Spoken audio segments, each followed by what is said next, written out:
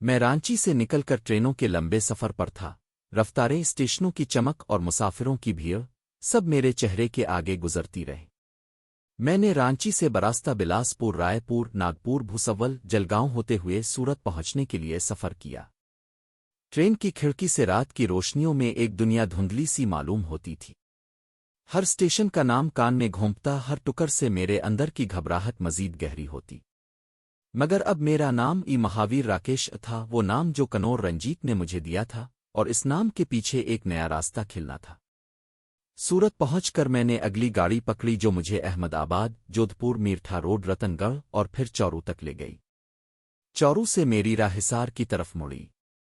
Hisar station पर उतरते ही मैंने रिक्शा लिया। एक तंग सड़क मिक्स हुई बो और दूर एक खूबसूरत मगर पुरानी मंदिर की ऊंची छतरी नमूदार हुई।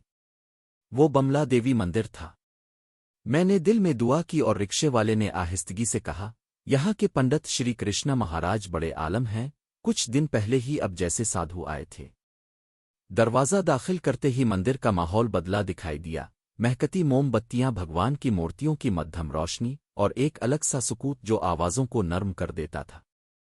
पंडित श्री कृष्णा महाराज सहन में बैठे थे। उनकी आंखों में गहरी चमक थी, मगर चेहरा पर मेहरबानी का कालीन बिछा हुआ था। जब मैंने आदाब किया तो इन्होंने आहिस्तगी से मेरी तरफ देखा और पैगाम दिए गए अल्फाज वाइस में बोले, महावीर राकेश, तुम वही हो जो रघु ने भेजा था।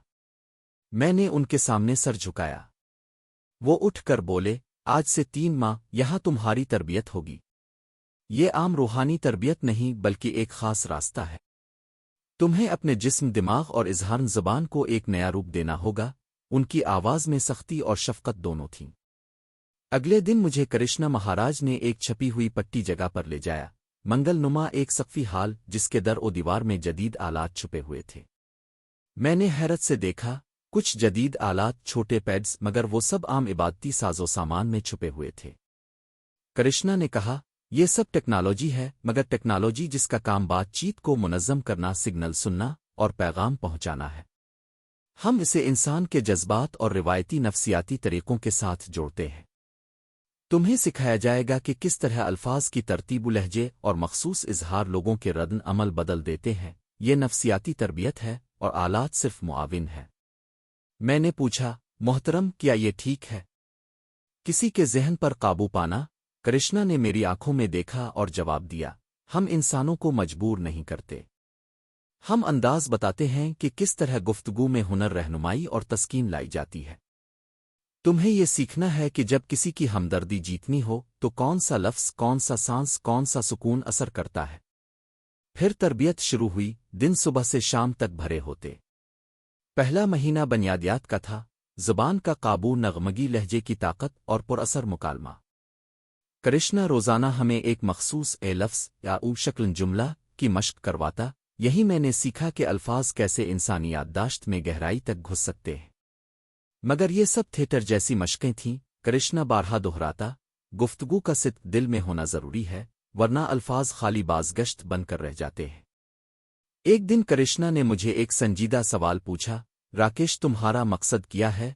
मैंने सच्चाई से कहा, अभी तक सिर्फ एक रास्ता है, अपने बाप की वसीयत। और वो खामोश रहे। फिर बोले, तब तो तुम्हें कुव्वत भी इंसानियत के लिए इस्तेमाल करनी चाहिए। उनके लहजे में एक चमक थी जिसने मेरे अंदर झुंझलाहट जगा दी।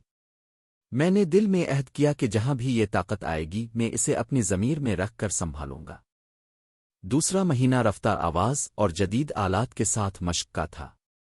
बमला देवी मंदिर के अंदर छुपे हुए कुछ आलात। हर सुबह कृष्णा मुझे मखसूस अल्फाज सिखाते कि किस तरह लहजा बदल कर गुफ्तगू में हमदर्दी, एतमाद आ इस्तिराब ला सकते हैं। हम प्रैक्टिस रूम में आहिस्तगी से खड़े होकर अवामी मुज़ाकरे की मशक करते। कृष्णा कहीं दूर बैठा होता और रिकॉर्डिंग डिवाइसेस को ऑन करता।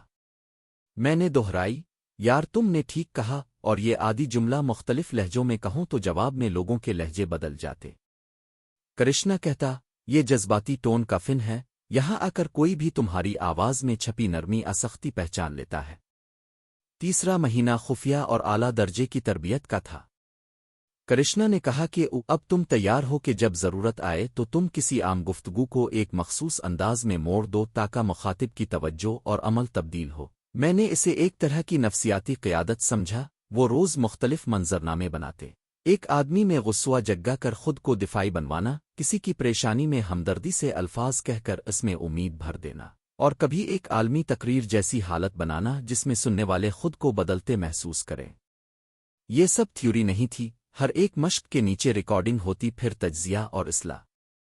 کرشنا نے ایک دن مجھے ایک چھوٹی سی مشق دی۔ ایک آدمی آئے گا جو غصہ میں ہے، تمہیں اس کا غصہ سکون میں بدلنا ہے، بس الفاظ، مسکراہٹ اور ایک مخصوص سانس کے ساتھ۔ وہ آدمی آیا، آنکھیں لال، ہاتھ میں چھڑی۔ میں نے سکون سے اسے دیکھا، نرم لہجے میں کہا، بھائی پیاس لگ رہی ہے تمہیں؟ ایک لمحہ بیٹھو، پانی لو۔ میں نے وہ مخصوص سانس نکالی جسے کرشنا نے اون گہرائی سانس ای کہا، ایک وقفہ کے ساتھ، اور پھر نرمی۔ وہ آدمی حیران ہوا، چھڑی زمین پر رکھی اور ایک کونے میں بیٹھ گیا۔ کرشنا نے مسکرا کر کہا، دیکھا، عقل ہمیشہ ہاتھوں میں نہیں، الفاظ میں بھی ہوتے ہیں۔ اسی دوران ہمیں جدید آلات کی بنیادیں بھی بتائی گئیں، ایسے آلات جو بات چیت، سگنل اور آڈیو پروسیسنگ میں مدد دیتے ہیں۔ کرشنا کے ساتھ تیسرا مہینہ ایک بہت مختلف قسم کی تربیت تھا، آڈیو کی طاقت کو جاننے کے ساتھ ساتھ پرسناؤں کا فن۔ وہ مجھے بتاتا کہ کون سا لفظ کس ثقافتی پس منظر میں کس طرح اثر انداز ہوتا ہے۔ 1,00,000 مراتب سے کمپوزڈ لفظ جب صحیح لمحے میں آتا ہے تو وہ عمل پیدا کرتا ہے، وہ کہتا۔ میں نے سیکھا کہ کسی کی زبان عمر، پس منظر اور مومنٹ سے مل کر مناسب جملہ کیسے بنائیں۔ یہ سیکھنے کے بعد میرا بولنے کا انداز قطعی بدل گیا، ہر جملہ اب ناپ تول کر نکلتا۔ ایک رات کرشنا نے راز کھولا، راکیش، تمہیں یاد رکھنا کہ یہ طاقت تمہیں خطرناک بھی بنا سکتی ہے۔ کبھی کبھی لوگ تم پر زیادہ اعتماد کر لیتے ہیں، وہیں تمہیں اپنی حد یاد رکھنی ہوگی۔ اس کی بات نے میرے اندر اضطراب ڈال دیا۔ میں نے خود سے پوچھا، کیا میں اپنے مقصد میں اس طاقت کا استعمال کروں گا؟ صرف بچاؤ کے لیے؟ وہ رات مجھے سوج دیتی رہی۔ تیسری مہینے کے اختتام پر میں بدل چکا تھا، نہ صرف جسمانی طور پر بلکہ آواز، تلفظ اور حکمت عملی میں بھی۔ کرشنا نے ایک آخری امتحان لیا، ایک بازار کا منظرنہ جہاں مختلف کردار، ایک چور، ایک تاجر، ایک رورو کے فروش ہونے تھے۔ میرا کام تھا کہ بغیر کسی زور آوازنائی کے ایک تاجر کو اپنی طرف راغب کر کے ایک مخصوص نوٹ وصول کروانا۔ یہاں مقصد صرف ہنر دکھانا تھا، گفتگو میں قیادت۔ میں نے وہ منظر کامیابی سے پورا کیا، تاجر نے مجھے یقین کیا اور نوٹ میرے ہاتھ میں آ گیا۔ کرشنا نے میرے کندھے پر ہاتھ رکھا اور بولا، اب تم راکیش ہو۔ حصار کے بملا دیوی مندر سے نکل کر جب میں رات کی ٹھنڈی ہوا میں ٹہلتا تو ایک عجیب سی خاموشی میرے اندر تھی۔ میں جانتا تھا کہ میں نے جو کچھ سیکھا ہے وہ میرا ہتھیار اور میری ذمہ داری دونوں ہے۔ 3 مہینے کی اس ٹریننگ نے مجھے ایک نئی شناخت دی۔ اب میں محض ایک سادھو نہ تھا، نہ صرف مہاویر راکیش، بلکہ میں ایک ایسا آدمی تھا جو آواز، الفاظ اور مظاہر کے ذریعے لوگوں کے دلوں کو چھو سکتا تھا۔ مگر میں نے خود سے وعدہ کیا کہ اس طاقت کو صرف اپنی آخری امانت کی حفاظت اور مظلوموں کی مدد کے لیے استعمال کروں گا۔ اس حصے کی اختتامی رات میں کرشنا نے مجھ سے کہا، راکیش، تم اب امبیکا پور جا سکتے ہو۔